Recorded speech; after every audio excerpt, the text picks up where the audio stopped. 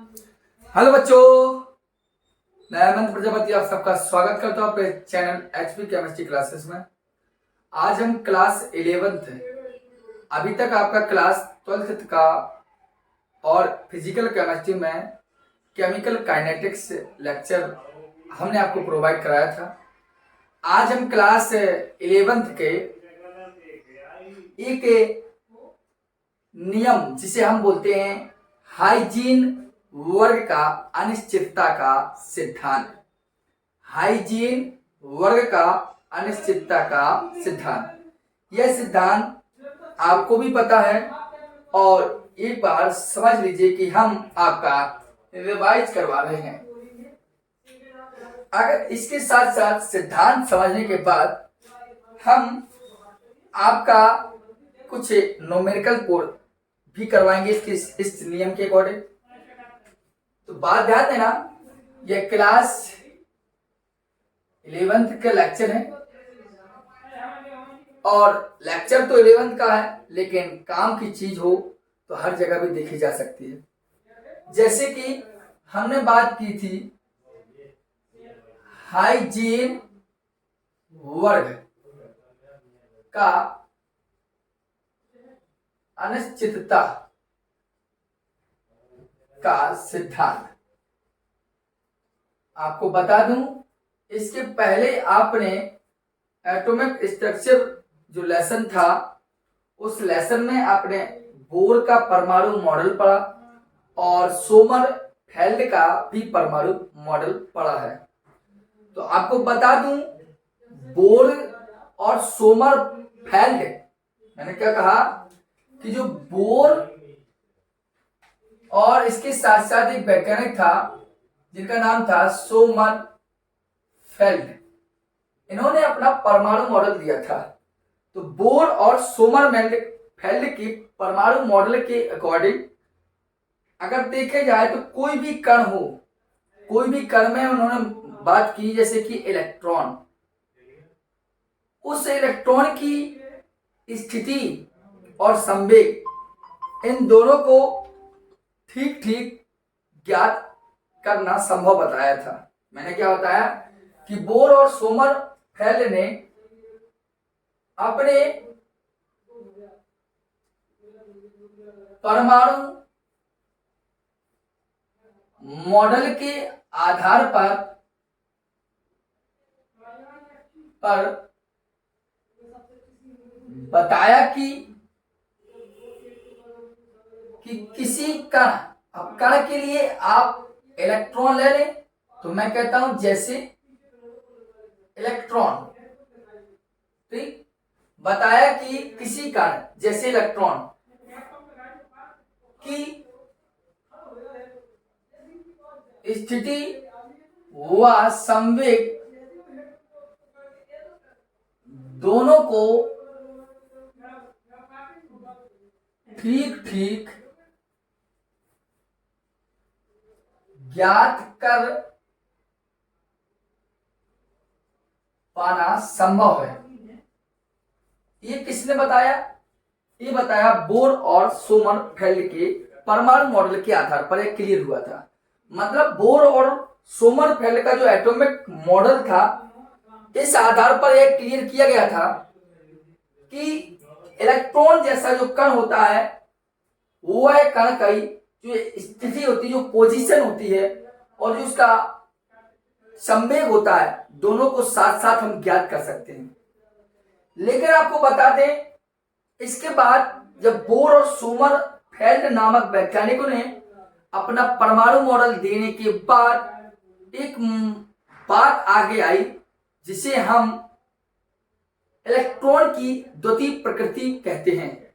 अगर आपने इलेक्ट्रॉन की द्वितीय प्रकृति नहीं पढ़ी हो तो आप लेक्चर को देख लें, बस मैंने उसमें पढ़ाया भी है, ठीक है।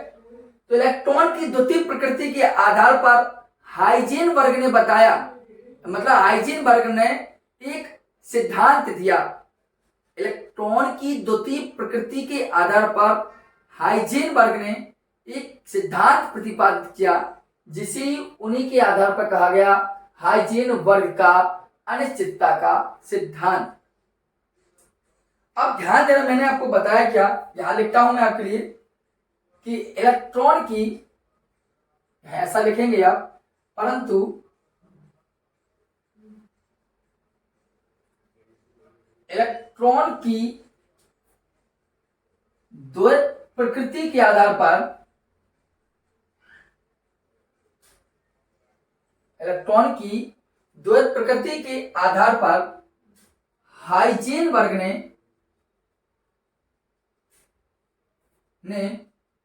एक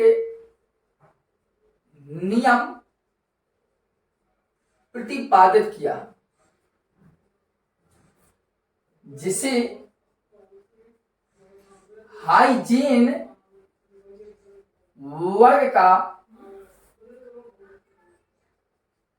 अनिश्चितता का सिद्धांत कहा जाता है। इस बात को आप ध्यान दीजिए, मैंने आपको दोबारा एक बार रिपीट करता हूं, ध्यान से सुनना, इंपॉर्टेंट नियम है आपका, एक बार आप देखें जिससे वीडियो सही आई, देख लूं मैं, ठीक है। चलिए मैं आपको बता दूं दोबारा, मैंने कहा कि बोर और सोमरफेल्ड दो जो वैज्ञानिक हैं, इन्होंने अपने परमाणु मॉडल के आधार पर बताया, या परिचय परमाणु मॉडल के आधार पर पता किया गया कि किसी भी कण जैसे कि इलेक्ट्रॉन की पोजीशन और उसका संवेग ठीक ठीक साथ साथ ज्ञात कर सकते, यह बताया गया किसके आधार पर, बोर और सोमरफेल्ड के आधार पर। लेकिन आपको बता दूं, इलेक्ट्रॉन की द्वितीय प्रकृति के आधार पर, इलेक्ट्रॉन की द्वितीय प्रकृति कहलाती क्या है कि इलेक्ट्रॉन कण और तरंग, इलेक्ट्रॉन कण और तरंग दोनों की भांति गति कर दे, यही कहलाती है इलेक्ट्रॉन की द्वैत प्रकृति, डबल नेचर। तो इलेक्ट्रॉन की द्वैत प्रकृति के आधार पर ज्ञात क्लियर हुआ कि एक जो हाइजेनबर्ग ने एक नियम प्रतिपादित किया जिसे हाइजेनबर्ग का अनिश्चितता का सिद्धांत कहा जाता है। हो गया। अब थोड़ी बात ध्यान देना, हाइजेनबर्ग का सिद्धांत कहा, अब मैं कह दूं कि हाइजेन इस नियम के अनुसार है क्या, तो देखिए इस नियमानुसार, पहले बोलता हूं समझा दो जिससे, जब हाइजेनबर्ग ने अपना नियम इलेक्ट्रॉन की द्वैत प्रकृति के आधार पर बताया, तो बताया क्या, हाइजेनबर्ग ने बताया कि किसी भी क्षण, एनी मोमेंट, कोई भी टाइमिंग हो, किसी क्षण इलेक्ट्रॉन की स्थिति तथा संवेग या वेग कह दें, उन्होंने बताया, हाइजेनबर्ग ने बताया कि किसी क्षण इलेक्ट्रॉन की स्थिति तथा संवेग या उसका वेग दोनों को साथ साथ ज्ञात कर पाना असंभव है, जबकि बोर और सोमरफेल्ड कहते थे कि दोनों को ठीक ठीक ज्ञात कर पाना संभव है, जबकि हाइजेनबर्ग कहते हैं एनी मोमेंट, किसी भी क्षण इलेक्ट्रॉन की स्थिति तथा संवेग दोनों को ज्ञात कर पाना असंभव है। अर्थात आपका जो संवेग होगा और जो इलेक्ट्रॉन का वेग होगा, जो इलेक्ट्रॉन का संवेग होगा और जो इलेक्ट्रॉन का वेग होगा, उन दोनों को आप कभी एक साथ ज्ञात नहीं कर सकते। मतलब यदि स्थिति निश्चित है तो संवेग अनिश्चित, यदि संवेग अनिश्चित तो स्थिति अनिश्चित होगी। ध्यान देना, लिखता हूं मैंने कहा इस नियम के अनुसार किसी क्षण इलेक्ट्रॉन की स्थिति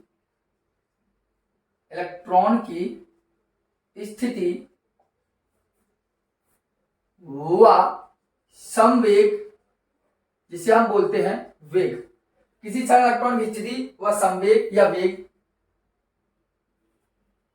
को एक साथ ज्ञात कर पाना असंभव है। ये ऐसा लगते हैं कि किसी से इलेक्ट्रॉन की स्थिति व संवेग को एक साथ ठीक ठीक, ऐसा लिख देता हूं मैं, एक साथ ठीक ठीक ज्ञात कर पाना असंभव है। कैसा है? असंभव है। इस बात को आप ध्यान दीजिए। उन्होंने कहा ये आपका नियम कहलाता है हाइजेनबर्ग का नियम, कि कोई भी क्षण हो आपका, कोई भी टाइमिंग चलती है, एनी मूवमेंट होता है, उस समय इलेक्ट्रॉन की स्थिति व संवेग इन दोनों को एक साथ आप कभी ज्ञात नहीं कर सकते। अर्थात यदि मैं लिखता हूं, यदि किसी क्षण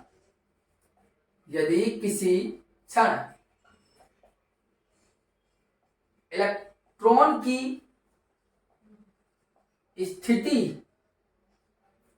स्थिति निश्चित है तो संवेग अनिश्चित होगा। इस बात को आप ध्यान देना, अनिश्चित होगा। और संवेग निश्चित है, संवेग निश्चित है, तब स्थिति अनिश्चित होगी। इस बात को आप ध्यान दीजिएगा। उनका कहना था कि ना तो हम संवेग और ना वेग, क्या मतलब संवेग या वेग, सीधे सीधे बात ध्यान दीजिए। उन्होंने कहा कि जो आपका संवेग होगा और इलेक्ट्रॉन की स्थिति होगी, इन दोनों को एक साथ कभी ज्ञात नहीं किया सकता है। यदि स्थिति निश्चित है तो संवेग अनिश्चित होगा, और यदि संवेग निश्चित है तो स्थिति अनिश्चित होगी। पूरा का पूरा फंडा आपका व्हाइट बोर्ड पर लिखा है।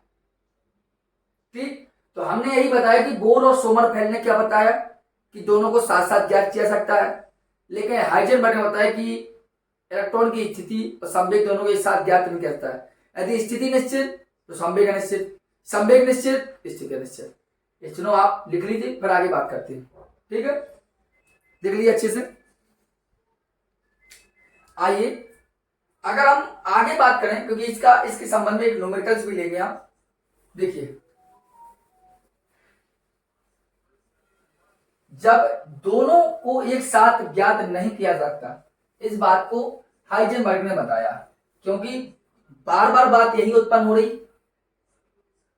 कि दोनों को एक साथ ज्ञात किया सकता है, लेकिन हाइजेनबर्ग ने बताया कि दोनों को एक साथ नहीं ज्ञात, अर्थात दोनों के दोनों क्या है, अनिश्चित है, दोनों निश्चित नहीं है। इसलिए उनके नियम को कहा गया अनिश्चितता का सिद्धांत। ठीक, तो देखिए यहां तक मैं आपको समझा दिया, कोई दिक्कत होगा बताइए। स्थिति में अनिश्चितता होगी, क्लियर है। अब आगे बात कर रहे थे हम, तो बताया कि यदि, ध्यान देना, यदि इलेक्ट्रॉन की स्थिति में, यदि इलेक्ट्रॉन की स्थिति, ऐसा लिख देता हूं, यदि इलेक्ट्रॉन की स्थिति व संवेग में अनिश्चितता, क्योंकि दोनों चीजें निश्चित नहीं है, एक निश्चित होगी तो एक अनिश्चित होगी, और एक निश्चित है तो दूसरी अनिश्चित निश्चित होगी, इसीलिए उनको कहा गया अनिश्चित है दोनों। माने दोनों निश्चित नहीं है तो अर्थात दोनों अनिश्चित ही है। अगर दोनों अनिश्चित है तो नियम बन गया अनिश्चितता का सिद्धांत। क्लियर नहीं है दोनों, तो यदि कहा गया इलेक्ट्रॉन की स्थिति व संवेग में अनिश्चितता क्रमशः, जैसे हमने कहा स्थिति में अनिश्चितता है डेल एक्स हुआ, और संवेग में अनिश्चितता है वो कहते हैं डेल पी। तब फॉर्मूला क्या है, तब फॉर्मूला है सर, ध्यान देना, तब फॉर्मूला कहता है del x into del p, del x into del p is greater than equal to h by 4 pi. इस बात को आप ध्यान देना। मैंने कहा यदि इलेक्ट्रॉन की स्थिति, क्योंकि दोनों अनिश्चित है, तो दोनों जब निश्चित ही नहीं है तो हुआ क्या, अनिश्चित होगी। अब दोनों अनिश्चित है तो उन्होंने कहा कि इलेक्ट्रॉन की भी अनिश्चितता और संवेग की भी अनिश्चितता, तो इलेक्ट्रॉन की अनिश्चितता को लिखते हैं डेल एक्स से, और डेल पी से लिखते हैं संवेग की अनिश्चितता को। तो सूत्र बनता है del x into del p is greater than into equal to h बटे 4 पाई। इसका मतलब सीधा सीधा है कि इलेक्ट्रॉन की स्थिति की जो अनिश्चितता और संवेग की अनिश्चितता का जो गुणनफल है, मल्टीप्लिकेशन है, डेल एक्स और डेल पी, इलेक्ट्रॉन की स्थिति की अनिश्चितता और संवेग की स्थिति की अनिश्चितता का जो गुणनफल है, या तो h बटे 4 पाई के बराबर होगा, क्योंकि बराबर का भी चिन्ह है, या h बटे 4 पाई से अधिक होगा, मतलब h बटे 4 पाई का मान कम होगा। इस बात को आप ध्यान देंगे तो आपको समझ में, मैंने कहा कि डेल एक्स, इसका मतलब है कि डेल एक्स अर्थात इलेक्ट्रॉन की स्थिति में अनिश्चितता डेल एक्स और इलेक्ट्रॉन की संवेग में अनिश्चितता डेल पी का गुणनफल h बटे 4 पाई किया तो बराबर होगा, या उससे कम होगा h बटे 4 पाई के। इस बात को आपको ध्यान रखना है। अब इसी आधार पर हमारा एक हाइजेनबर्ग का सिद्धांत यहाँ तक कम हुआ। अब आप बताइए कि किसी प्रकार की कोई संशय हो तो आप कमेंट बॉक्स में हमें कमेंट कर दें, जिससे नेक्स्ट लेक्चर जो हम लेके आएंगे अब इसी का, तो उसमें कंप्लीट करेंगे। अब हम बात करते हैं छोटे से न्यूमेरिकल्स पर इसके। इतनी तो आप समझ में आ गई। हमने आपको बार बार दोहराया वही चीज, आप एक बार वीडियो को रिवाइज भी करेंगे जिससे आपको अच्छी लगेगी, ठीक है, क्लियर हो जाएगा। आइए न्यूमेरिकल्स पर हम बात करते हैं। फॉर्मूला आपका लिखा रहेगा, मैं उसमें कोई परिवर्तन नहीं करूंगा। देखिए थोड़ी सी जरूर बता दूंगा, जैसे आपको पता ना हो, एच के बारे में हर व्यक्ति जानता है, एच को लगाता है प्लांक नेतांक है आपका, कांस्टेंट जो चीजें होती हैं उनके मान निश्चित होते हैं। चलिए अच्छे से एक हम न्यूमेरिकल्स पर बात करते हैं आपके सामने।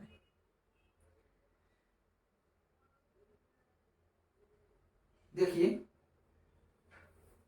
मैंने क्वेश्चन लिखा फर्स्ट, किसी इलेक्ट्रॉन की स्थिति में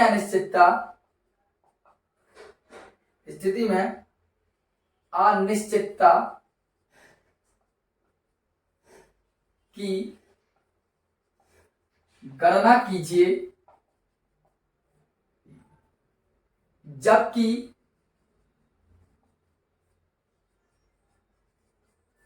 उसके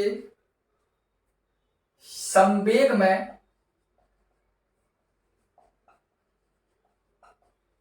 अनिश्चितता।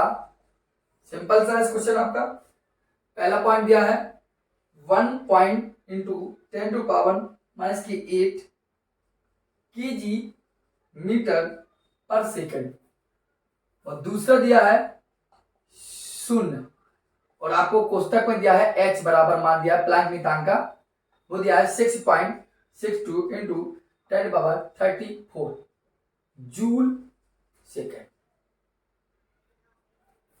ध्यान देना, ये आपका दिया गया है। देखिए आइए हम बात करते हैं थोड़ा सा। उसने क्या कहा कि किसी इलेक्ट्रॉन की स्थिति में अनिश्चितता की गणना कीजिए। तो आप ध्यान दीजिए, मैं यहाँ दो तरीके से दो अलग अलग टाइप का, क्योंकि फर्स्ट पोजीशन हम करेंगे जब यह दिया हो, दूसरी पोजीशन जब शून्य दिया है तब हल करेंगे, ठीक है। ध्यान देना, मैंने कहा क्वेश्चन क्या कहता है, किसी इलेक्ट्रॉन की स्थिति में अनिश्चितता। तो स्थिति में अनिश्चितता आपको पता है डेल एक्स कहलाती है।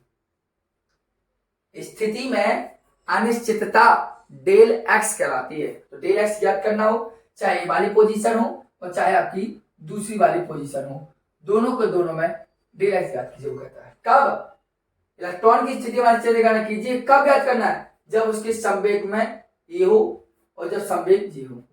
पहले वो कहता है स्थिति में अनिश्चितता तब ज्ञात कीजिए जब संवेग आपका जे हो, और वो कहता है तब स्थिति में अनिश्चितता ज्ञात कीजिए जब संवेग शून्य हो। तो बस संवेग में अनिश्चितता का मतलब है डेल पी, कहता है 1.8 केजी मीटर पर सेकेंड। ये हो गया। आप ज्ञात करिए, आप फॉर्मूला आपके सामने लिखा है, लगाइए del x into del p. आप ग्रेटर देन को छोड़ी सीधे से लगा दीजिए h बटे 4 पाई। हल करते समय के लिए समझना पड़ता है। तो डेल एक्स आपको निकालना है, डेल पी आपका दिया है 1.10⁻⁻8 इक्वल टू h का मान आपका दिया है सवाल में 6.62 इंटू 34/4, और पाई का मान आप जानते हैं 3.14। इस सब को आप हल करेंगे जब, तो आपका मान आएगा 5.27 गुणा 10⁻27 मीटर। इसको आप ध्यान देंगे।